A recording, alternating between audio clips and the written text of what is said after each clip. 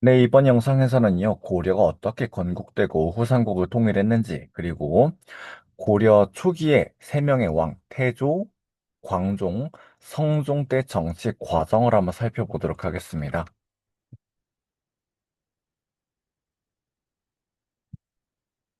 네, 그러면요. 먼저 고려의 건국 과정입니다. 고려라고 하는 나라는 송악지방의 호족이었던 왕건이 세웠어요. 이 왕건은 궁리의 신하로 들어가게 되었는데 이 밑에서 공을 하나 세우게 됩니다. 그래서 이 왕건이 출세하는 과정이 바로 고려 건국 과정과 맞닿아 있는데요. 당시 후고구려는 후백제와 갈등하는 중이었죠. 근데 후백제의 서남 지역의 해안 지역이었던 이 전라남도 나주 일대를 왕건이 점령하게 됩니다. 서해안 바닷길에 따라서 내려가서 이 나주 일대를 점령하는 등 공을 크게 세워서 궁예가 이 사람한테 시중이라고 하는 후고구려의 최고 관직 자리를 주게 되었다라고 하는 거죠.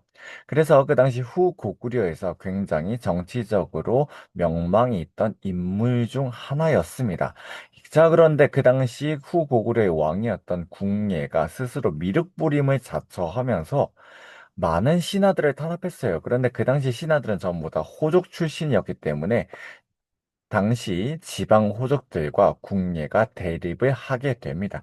이러한 과정에서 미륵불을 자처하면서 폭정을 펼치니까 민심까지 상실하게 되었고요.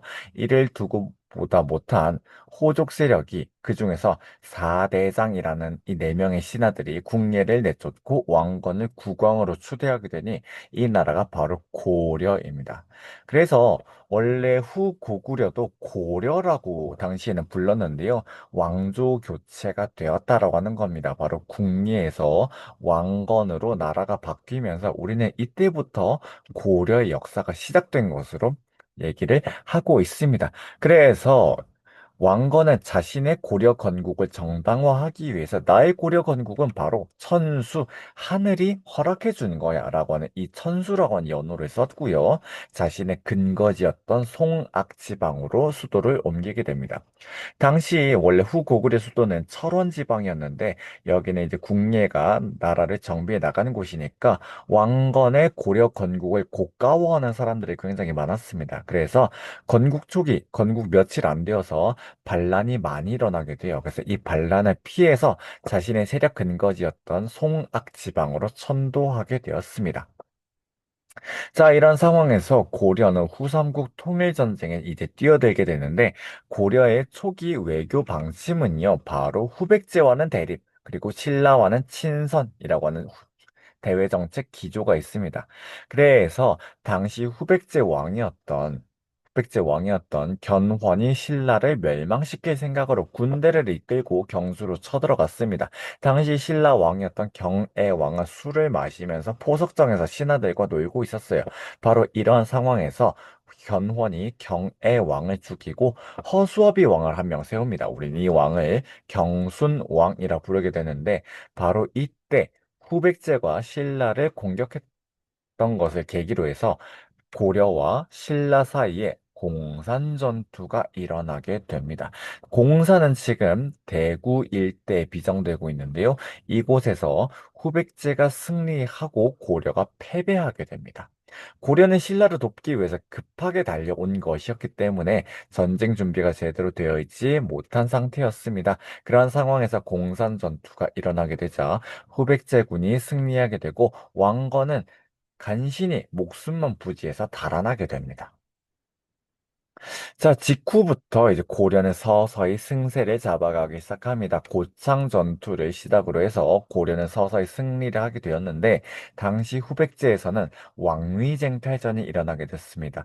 견훤이라고 하는 이 후백제 왕이 왕위를 누구한테 물려줄까 생각을 해보니까 보통은 맏아들이었던 신검이 바로 이제 왕위 계승자가 되었을 텐데, 신검 대신에 넷째 아들이었던 금강한테 왕위를 물려주려고 했던 것이죠. 신검이 여기에 불만을 품고 쿠데타를 일으켜서 아버지를 금산사라는 절에 가두게 됩니다. 자, 이렇게 신검이 후백제 제2대 왕으로 즉위하게 된 상황에서 견훤은 여기에 굴하지 않고 바닷길을 통해서 고려로 투항하게 됩니다. 자, 당시 또 시선을 오른쪽으로 돌려보면 신라에서는 경순왕이 더 이상 신라라고 한 나라를 유지해봤자 가망이 없을 것 같다는 판단을 했습니다. 그래서 신하들과 함께 고려의 나라를 바치게 되니 고려는 코를 풀지 않고 신라를 통합하게 되는데 성공하게 됩니다. 자, 이런 상황에서 고려가 신라 영토까지 차지하게 되고 견훤도 고려로 넘어간 상황에서 이제 고려 군대가 후백제를 서서히 압박하는 가운데 1, 2천 전투란 전투가 일어나게 됩니다. 바로 이 전투에서 고려가 결정적인 승리를 거두면서 후백제를 통합하고 후삼국을 통일하는데 성공하게 됩니다. 자, 이런 과정을 거쳐서 공산전투, 고창전투, 신라통합, 후백제 통합이라고 이 네 단계를 거쳐서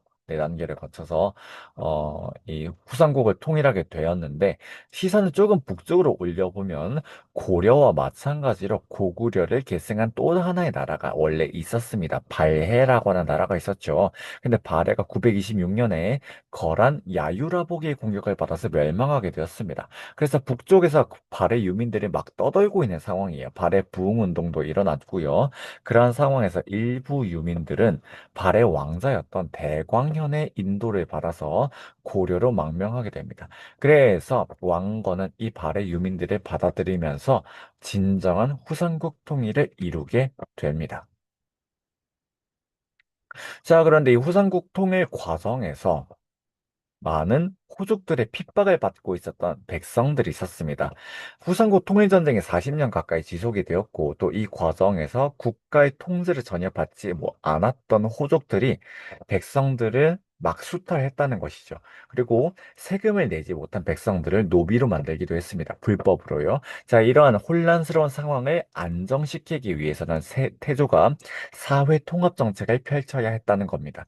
그래서 불교, 도교, 풍수지리, 유교와 같은 다양한 사상을 받아들이면서 이 사상들을 바탕으로 백성들의 마음을 달래나갔습니다. 자, 가장 먼저 첫 번째는 유교 이념을 접목해서 바로 백성들의 세금 부담을 가볍게 만들어주자라고 하는 취민 유도 정책을 펼치게 됩니다. 자, 그 연장선상에서 봄에 곡식을 빌려주고 가을에 갖도록 함으로써 백성들의 식량 걱정을 덜어주는 흑창제도를 실시하기도 했습니다. 이렇게 백성들의 마음을 달래준 태조는 이제 시선을 돌려서 호족들을 통합해야겠다는 생각을 품게 돼요. 근데 호족들은 지방에 있었던 유력자들이었기 때문에 이 유력자들을 우대해 주면서도 적절히 견제할 필요성도 있었습니다. 바로 이 호족들을 통합하기 위해서 유력한 호족들과 혼인 관계를 맺게 되고요. 왕건은 총 29번의 결혼을 하게 됩니다. 그 가운데 왕후로 6명을 두었고 부인으로 23명을 두었습니다. 자, 하지만 너무 많은 결혼을 했고 또 너무 많은 외척 세력이 형성되다 보니까 태조가 죽은 뒤에 서로 왕위를 차지하겠다라고 하는 왕위쟁탈전이 또 벌어지게 됐습니다. 그런데 이 후삼국 통일전쟁 과정에서 공을 세운 호족 신하들, 이런 사람들한테 관직도 주고, 토지도 주고, 역분전이라는 이름으로 토지도 주고, 또 공을 세운 신하들한테는 성씨를 하사해 주기도 했습니다. 아까 후삼국 통일전쟁 과정에서 공산전투라고 하는 전투가 있었는데, 이 공산전투에서 왕건을 대신해서 죽음을 맞이한 능창이라는 신하가 있었어요. 이 능창이라는 신하한테 신씨성을 줘서 신숭겸이라는 이름을 주었습니다. 바로 이것이 대표적인 성씨를 하사한 사례인데요. 이것을 사성이라 부릅니다. 호적, 후족, 포섭 정책이었고요. 이번에는 호족 견제 정책으로 가도록 하겠습니다. 호족들을 견제하기 위해서는 지방을 적절하게 통제할 수 있어야 돼요. 근데 지방을 통제하기 위해서는 원래 지방관을 파견하는 것이 가장 효과적이지만 고려 초기에는 호족들의 힘이 너무 강했기 때문에 지방관을 직접 파견하지 못했고 그때그때 얘네를 감시할 수 있는 지방관을 파견하는 수준에 그치게 되었습니다. 그 대표적인 관직이 바로 사심관이라는 것이었는데요. 사심관은 어떤 지방이 있으면 그 지방에 호족이 있겠죠. 근데 그 지방 출신의 관리를 사심관으로 삼아서 그 지방의 호족을 감시하라고 했던 겁니다. 그런데 또 다른 한편으로는 기인이라는 것도 실시하게 돼요. 기인은 무엇인가 하면 지방 호족들의 자식들을 수도 개경으로 불러 모읍니다. 그리고 그 지역에서 어떤 일이 있는지 그 지역의 일의 자문을 구하게 되는데 호족의 입장에서는 내 자식이 개경으로 붙잡혀 간 꼴이 되니까 인질로 삼은 게 되죠. 그래서 사심관과 기인 제도는 지방 호족을 통제할 수 있는 적절한 장치로서 지방 통치를 보완할 수 있는 제도였습니다. 이런 상황에서 불교, 유교, 도교, 풍수, 지리설 등 다양한 사상을 존중해서 백성들의 마음을 달래주기도 하고 특히 불교 행사였던 연등회와 팔관회를 성실하게 열므로써 백성들의 마음을 후삼국 통일전쟁 과정에서 피폐해진 백성들을 잘 달래주게 되었습니다. 그래서 지배층도 통합하고 발해 유민도 통합하고 백성들의 마음도 통합해서 진정한 후삼국 통일을 이루려고 했던 태조의 사회 통합 정책을 바꾸어 이번에는 북진 정책을 보겠습니다. 고려가 북진 정책을 추진했었던 이유는 고려라고 하는 나라 이름에서부터 알 수 있다시피 고려는 고구려를 계승한 나라였습니다. 그래서 고구려 수도였었던 서경을 중시했고 같은 고구려 계승국가였던 발해 유민들을 받아들여 주었고 또 발해를 멸망시켰던 거란을 배척했고 고구려 옛 땅을 수복하고자 북진 정책을 끊임없이 펼쳤습니다. 그래서 영토를 조금 넓히는 결과는 가져오게 되었습니다. 그런데 거라는 원래 고려와 좀 잘 지내고 싶었습니다. 왜냐면 거라는 그 당시에 송나라와 대립하고 있었어요. 그래서 송나라와 전쟁을 하기에 앞서서 고려와 외교를 안정적으로 다져놓을 필요가 있었습니다. 그래서 거라는 고려에 선물을 많이 보내줬는데 그 중에 낙타 50마리가 있었어요. 이 낙타 50마리, 이런 진귀한 동물을 외교 선물로 주고받았던 겁니다. 그런데 태조 왕건은 이것이 마음에 들지 않았습니다. 거라는 금수의 나라, 즉 짐승과 같은 놈들이었기 때문에 이 선물은 받아들여서는 안 된다. 모두 만부교라고 하는 다리에 묶어서 굶겨 죽이라는 명령을 내리게 됩니다. 자, 이렇게 거란을 배척하는 북진 정책이 점점 노골화되면서 고려와 거란의 갈등이 서서히 심화되어 가는 과정을 이제 나중에 보도록 하겠습니다. 자, 이런 태조의 사회 통합과 북진 정책이라고 하는 이념은 태조가 죽기에 앞서서 후대 왕들에게 정치적 교훈으로서 남긴 훈요 10조에 잘 남아 있습니다. 이 내용에 보면 고려는 불교의 힘으로 나라를 세웠으니까 사원을 잘 지을 것. 하지만 풍수지리설에 따라서 너무 남설하지 말 것. 그리고 유교에 따라서 백성들을 잘 달래줄 것. 적절히 세금도 깎아줄 것. 그리고 그 외에 서경을 중시할 것. 왜냐하면 고구려 계승국가였으니까요. 이런 내용들이 잘 제시가 되어 있습니다. 자, 그래서 이런 것들로 보아서 다양한 사상이 공존했음을 알 수가 있는데 그 내용 가운데 또 어떤 내용이 있냐면요. 고려는 고려는 어, 중국 문화를 받아들일 때 필요한 것만 받아들여야 된다. 즉, 주체적으로 수용해야 된다라는 걸 강조해주고 있는데, 이때 다른 나라 문화를 수용할 때 딱 한 나라만은 받아들여서는 안 된다고 제시를 하고 있습니다. 바로 북진 정책 과정에서 적대시했던 거란의 문화는 받아들여서는 안 된다고 딱 선을 긋고 있어요. 바로 이것이 태조가 후대 왕들한테 나의 뜻을 이어받아서 나라를 이렇게 이끌어줬으면 좋겠어라고 했던 훈요 10조의 내용이 담겨 있습니다. 자, 바로 교과서에 이렇게 내용이 담겨져 있죠. 제1조, 불교임으로 나라를 세웠다. 제2조, 풍수지리설을 중시해라. 제4조, 중국 문화 억지로 따르지 말고 필요한 것만 주체적으로 수용해라. 하지만 거라는 거는 받아들이지 마라. 제5조, 서경을 중요시해라.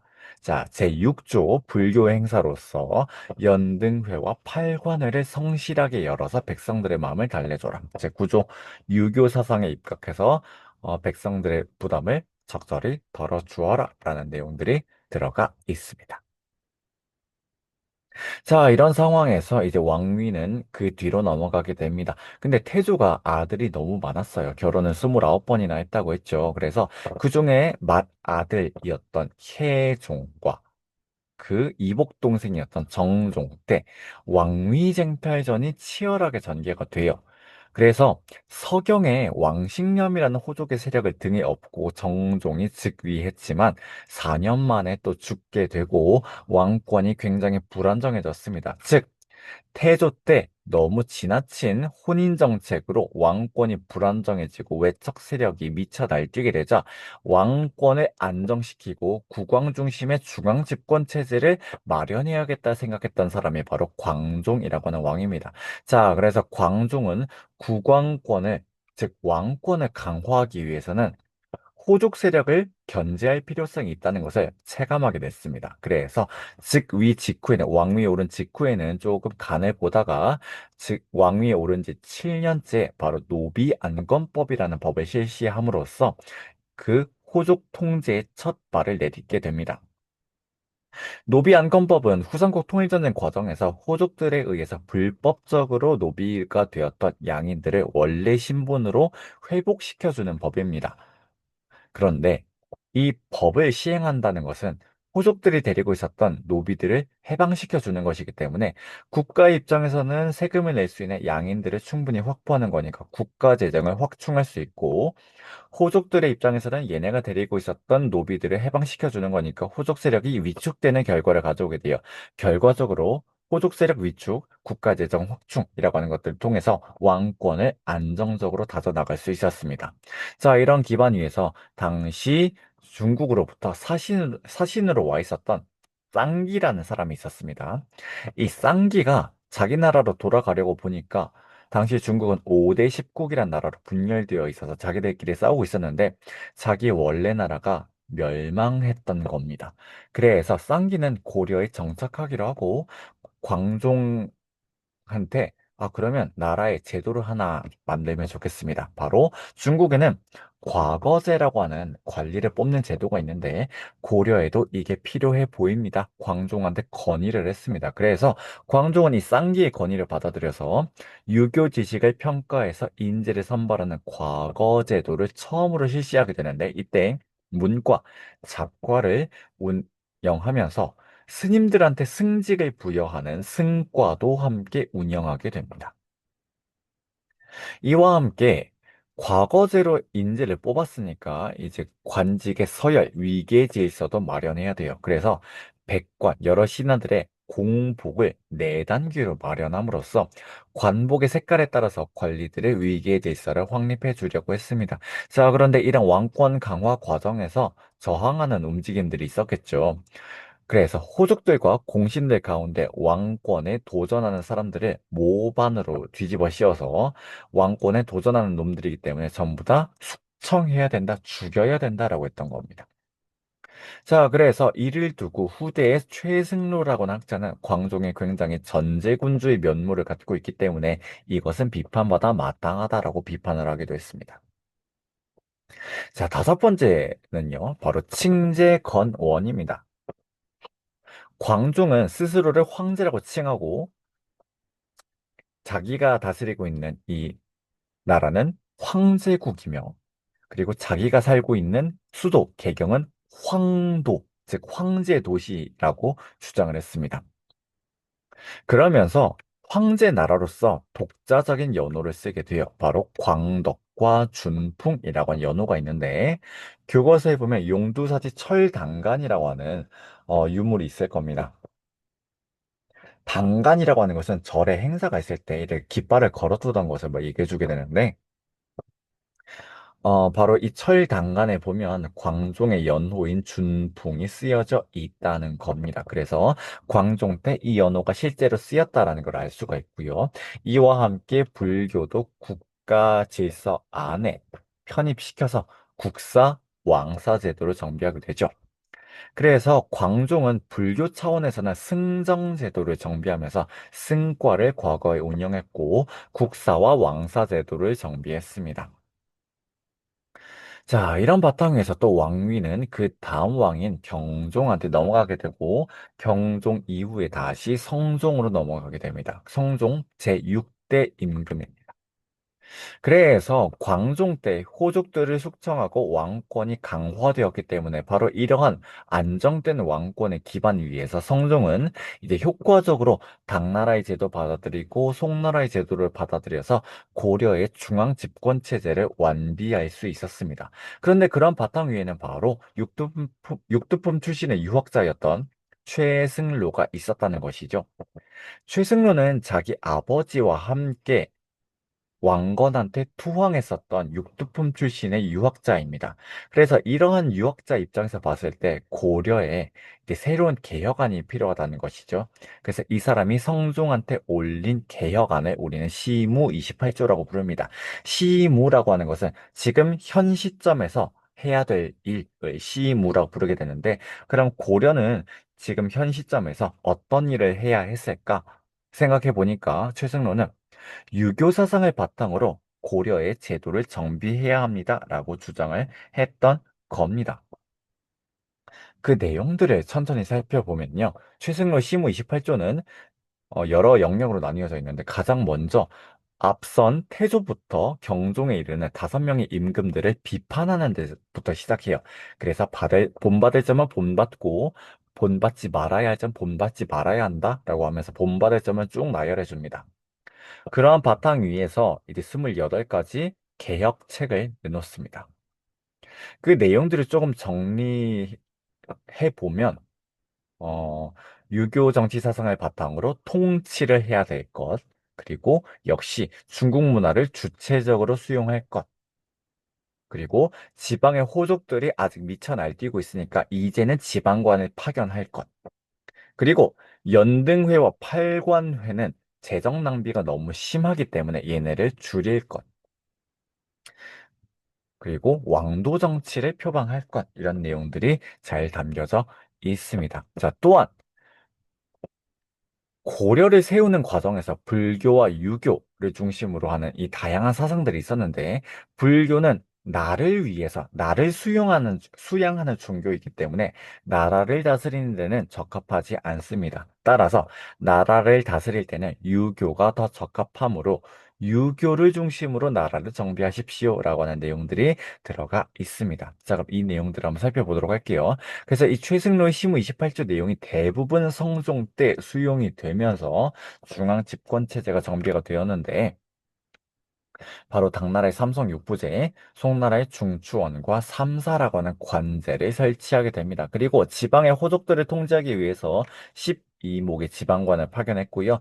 호족들을 향리로 다시 정비하기도 합니다.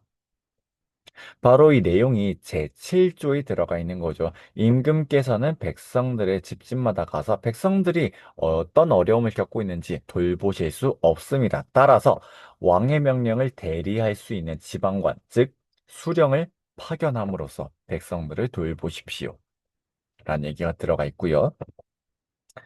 자, 이렇게 중앙 집권 체제를 유교 사상을 바탕으로 정비하고 있기 때문에 그럼 이제 사람들한테 유교를 가르쳐야 돼요. 학교를 정비해야 됩니다. 바로 개경에는 국자감, 지방에는 향교라고 하는 것을 설치하기 시작하는데 아직 학교가 본격적으로 정비되는 것은 아니고요.